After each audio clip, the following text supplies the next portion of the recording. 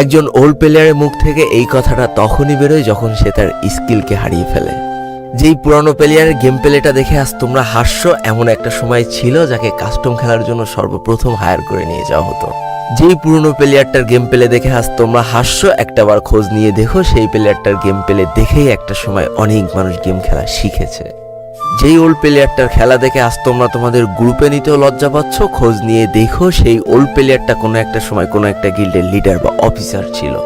যেই ওল্ড প্লেয়ারটা আজ তোমাদের রিভাইভ দিতে যেতে ভয় পাচ্ছে, মনে রেখো একটা সময় ছিল যখন এই প্লেয়ারটাই পুরো মাঠ একা ফাঁকা করে বুয়া নিয়ে আসতো।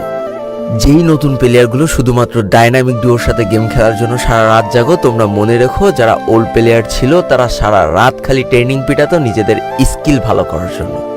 আমি জানি আজকের দিনের যারা অন ট্যাপ মারা প্লেয়ার তারা কখনোই ফিল করতে পারবে না যে বসে জুম করে উঠে হেডশট মারার মজাটা আসলে কি ছিল।